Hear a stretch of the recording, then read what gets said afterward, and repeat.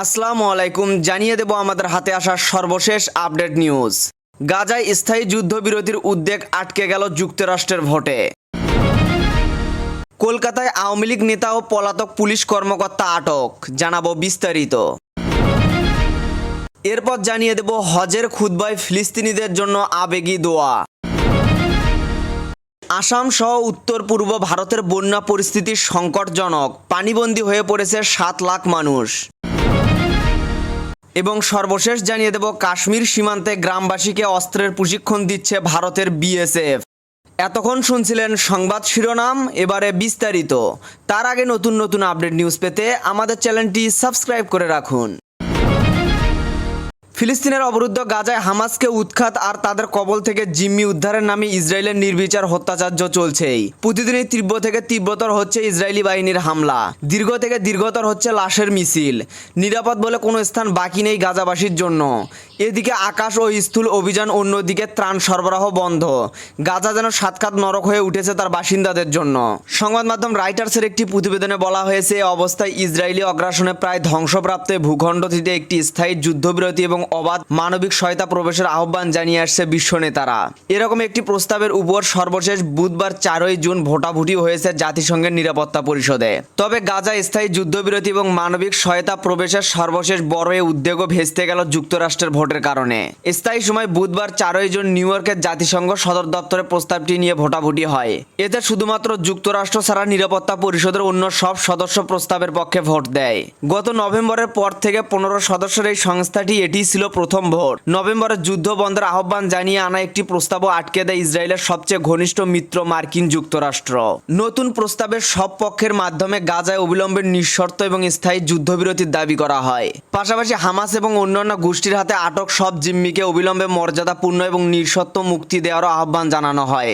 এছাড়া ফিলিস্তিনি ভূখণ্ডে বিপর্যয়কর মানবিক পরিস্থিতি তুলে ধরে প্রস্তাবটিতে গাজায় মানবিক সাহায্য প্রবেশের উপর থেকে সমস্ত নিষেধাজ্ঞা প্রত্যাহারের দাবি করা হয়েছিল। ভোটের ব্যাপারে নিরাপত্তা পরিষদে মার্কিন প্রতিনিধি বলেন, যুক্তরাষ্ট্র এমন কোনো প্রস্তাবে সম্মতি দেবে না যাতে ইসরায়েলে হামাসের হামলার নিন্দা জানানো এবং সংগঠনটিতে নিরস্ত করে গাজা ত্যাগ করতে বলা হয়। পশ্চিমবঙ্গের কলকাতা সংলগ্ন ব্যারাকপুর থেকে গত সোমবার সন্দেহভাজন অবৈধ বাংলাদেশি হিসেবে 2 আওয়ামী লীগ নেতা ও এক সাবেক পুলিশ কর্মকর্তাকে আটকের ঘটনা সামনে এসেছে। বুধবার 4 জুন সন্ধ্যায় পুলিশ সূত্রে জানা যায়, আটক 3 জনের মধ্যে একজন স্বেচ্ছাসেবক লীগের যুগ্ম সাধারণ সম্পাদক খায়রুল ইসলাম জুয়েল, দ্বিতীয় জন আওয়ামী লীগ নেতা ও মাঠবাড়িয়া উপজেলার সাবেক উপজেলা চেয়ারম্যান আশরাফুল রহমান এবং তৃতীয় জন পলাতক police super Hasan Arafat Adib. Barrackpore police commissioner সূত্রে জানা গেছে, ভাটপাড়া পৌরসভার 26 নং ওয়ার্ডের জগদ্দল থানার অন্তর্গত বাসুদেবপুর মোড় এলাকায় একটি বাড়ি থেকে 3 জন বাংলাদেশিকে আটক করা হয়। গত 5 মাস ধরে তিতাস মণ্ডল নামে এক ব্যক্তির বাড়িতে 3 জন অবস্থান করছিলেন। বিষয়টি জানতে পেরে সেখানে অভিযান চালায় জগদ্দল থানার পুলিশ। এরপর তাদের 3 জনকে আটক করে জগদ্দল থানায় নিয়ে আসা হয়। এরপর দফায় দফায় চলে জিজ্ঞাসাবাদ, কিন্তু এই 3 বাংলাদেশি নাগরিকের কাছ থেকে ভারতে অবস্থানের প্রয়োজনীয় কাগজপত্র পাওয়া যায়। বিকেলে তাদের ছেড়ে দেওয়া হয়। এ ব্যাপারে তিতাস মণ্ডলের বাড়িতে পিয়ারিং গেস্ট হিসেবে অবস্থান করা অনিরুদ্ধ বিশ্বাস নামে এক ব্যক্তি জানান যে 3 জনকে আটক করা হয় তারা তিতাস মণ্ডলের পূর্ব পরিচিত। অবশ্য এবারে প্রথম নয়, এর আগেও মাঝে মধ্যে বাংলাদেশ থেকে অপরিচিত কিছু ব্যক্তি এসে তিতাস মণ্ডলের বাড়িতে এসে থাকতেন, আবার চলেও যেতেন। 2 দিন আগে ওই বাড়িতে কয়েকজন বাংলাদেশি নাগরিকের আনাগোনার খবর পেয়ে সেখানে যান ভাটপাড়া পৌরসভার তৃণমূল কংগ্রেস কাউন্সিলর অরুণ বৃক্ষ। পবিত্র হজের খুতবা দিয়েছেন মসজিদুল হারামের ইমাম শায়েখ ডক্টর সালেহ বিন হুমাইদ। এ খুতবায় তিনি ফিলিস্তিনিদের জন্য আবেগী দোয়া করেছেন। এছাড়া মুসলিম উম্মার ঐক্য ও সংহতি বজায় রাখার আহ্বান জানিয়েছেন। বৃহস্পতিবার 5 জুন ইনসাইড দ্য হারামাইনের এক প্রতিবেদনে এ তথ্য জানানো হয়েছে। দোয়ায় শায়েখ হুমায়দ বলেন, হে আল্লাহ, তুমি পূর্ব ও পশ্চিমের মুসলমানদের সংশোধন করে দাও, তাদের মধ্যে ভালোবাসা বাড়িয়ে দাও, তাদের সম্পর্ককে আরও মজবুত করে দাও। হে আল্লাহ, তুমি ফিলিস্তিনিদের ভাই বোনদের হেফাজত করো, ক্ষুধার্তদের খাবার দাও এবং আশ্রয়হীনদের আশ্রয়ের ব্যবস্থা করো। তিনি বলেন, আল্লাহ, তুমি ফিলিস্তিনিদের শত্রুদের থেকে রক্ষা করো এবং তাদের নিরাপত্তার ব্যবস্থা করো। খুতবায় তিনি আরও বলেন, ইমানদারদের উচিত আল্লাহকে ভয় করা এবং তাকওয়া অবলম্বন করা। তাকওয়া ইমানদারদের বৈশিষ্ট্য আর শয়তান মুসলমানদের জন্য প্রকাশ্য শত্রু। মুসলমানদের উচিত পরস্পরের মধ্যে ঐক্য ও সংহতি বজায় রাখা।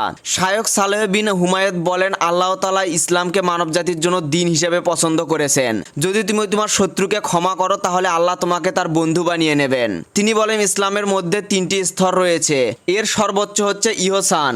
এছাড়া পিতামাতার সঙ্গে সদ্ব্যবহার, নম্রতা প্রদর্শন এবং প্রতিশ্রুতি পূরণ করা হলো ইসলামের অংশ, আর লজ্জা ঈমানের একটি অংশ। দ্য টাইমস অফ ইন্ডিয়ার একটি প্রতিবেদনে বলা হয়েছে, ভারতের আসাম ও উত্তর পূর্বাঞ্চলের একাধিক রাজ্যে বন্যা পরিস্থিতি এখনও অত্যন্ত সংকটজনক। 7টি রাজ্যে বন্যা ও বৃষ্টিজনিত কারণে প্রাণ হারিয়েছে অন্তত 44 জন। সপ্তাহ ধরে চলা টানা বৃষ্টিপাতের ফলে সৃষ্ট বন্যা ও ভূমিধসে কেবলমাত্র আসামই কমপক্ষে 19 জন প্রাণ হারিয়েছেন। রাজ্যের 21 জেলায় বন্যার কবলে পড়েছেন প্রায় 7 লাখের মতো মানুষ। এছাড়া অরুণ অঞ্চলের প্রদেশে মেঘালয়, ত্রিপুরা, মিরজপুর সহ নানা স্থানে হতাহতের খবরও পাওয়া গেছে। ব্রহ্মপুত্র, বারাক, কুশিয়ারা সহ বিপদসীমার উপর দিয়ে প্রবাহিত হচ্ছে 7টি নদীর পানি। বন্যার কারণে মারাত্মকভাবে ব্যাহত হচ্ছে ফেরি, রেল এবং সড়ক যোগাযোগ। পানিতে ডুবে গেছে বিস্তীর্ণ এলাকা, তলিয়ে গেছে ঘরবাড়ি। নিরাপদ আশ্রয় সরিয়ে নেওয়া হয়েছে হাজার হাজার মানুষকে। বিভিন্ন এলাকায় প্রশাসনের পক্ষ থেকে বিতরণ করা হচ্ছে ত্রাণ। আসাম রাজ্যের বন্যা পরিস্থিতি উদ্বেগ বাড়াচ্ছে। রাজ্যের 19টি জেলা কম বেশি বন্যা কবলিত। সতর্কতা জারি করেছে স্থানীয় প্রশাসন। রাজ্যটির মুখ্যমন্ত্রী হিমন্ত বিশ্ব শর্মা ক্ষতিগ্রস্ত এলাকা পরিদর্শন করেছেন। বর্ষার এই সময় প্রচুর সংখ্যক পর্যটকের ভিড় থাকে সিকিমে। তবে পাহাড়ি ঢল ও ধসের জেরে প্রায় সবগুলো জাতীয় সড়ক বন্ধ হয়েছে।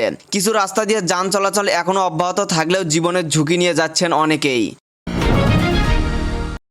ভারত নিয়ন্ত্রিত জম্মু ও কাশ্মীরের সীমান্ত এলাকায় বসবাসকারী গ্রামবাসীদের অস্ত্রের প্রশিক্ষণ দিচ্ছে দেশটির সীমান্ত রক্ষা বাহিনী বিএসএফ। কর্মকর্তারা বলছেন, মূলত আত্মরক্ষা ক্ষেত্রে এসব কৌশল শেখানো হচ্ছে। পাশাপাশি আগ্নেয়াস্ত্র সম্পর্কে গ্রামবাসীদের ধারণা দেয়া হচ্ছে। গেল এপ্রিলে কাশ্মীরের পেহেলগ্রামে বন্দুক হামলায় 26 জন পর্যটক নিহত এবং ভারতের অপারেশন সিঁদুরের মাধ্যমে পাকিস্তানের হামলার পর এই পদক্ষেপ নেওয়া হয়েছে। ভারতীয় সংবাদ মাধ্যম এনডিটিভি বলেছে, গ্রাম প্রতিরক্ষার রক্ষী কর্মসূচির আওতায় এই প্রশিক্ষণ দেওয়া হচ্ছে। কর্মকর্তারা জানিয়েছেন, প্রশিক্ষণের পর গ্রামবাসীর অনুপ্রবেশ, ড্রোন ব্যবহার করে চোরাচালান এবং অবৈধ অস্ত্র চোরাচালান বন্ধের বিএসএফকে সহায়তা করতে পারে। কর্মকর্তাদের বরাতে এনডিটিভি জানিয়েছে, গ্রামবাসীদের মৌলিক আগ্নেয়াস্ত্র দক্ষতা এবং অন্যান্য আত্মরক্ষার কৌশল শেখানো হয়েছে, যাতে তারা জরুরি অবস্থার সময় ঠিক কী করতে হবে তা জানতে পারে। কর্মকর্তাদের দাবি, বেসামরিক নাগরিকদের ড্রোন শনাক্ত করতে এবং তাদের ট্র্যাক করতে শেখানো হয়েছে। এছাড়া রাতের টহল, গোয়েন্দা অভিযান থেকে তথ্য সংগ্রহ এবং বিএসএফ চেকপোস্টে তথ্য প্রেরণ করতে উৎসাহিত করা হয়েছে। বিএসএফ কিছু এলাকায় নারী ও কিশোরদের বিশেষ আত্মরক্ষা প্রশিক্ষণ প্রদান করেছে। একজন কর্মকর্তা জানিয়েছে, অনেক সীমান্তবর্তী গ্রামের তরুণদের উৎসাহ দেখা যাচ্ছে।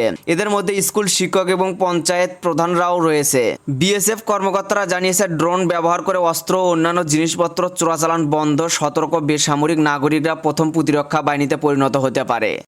এখন এই পর্যন্তই ছিল। পরবর্তী আপডেট নিউজ জানতে আমাদের চ্যানেলের সাথেই থাকুন। ধন্যবাদ।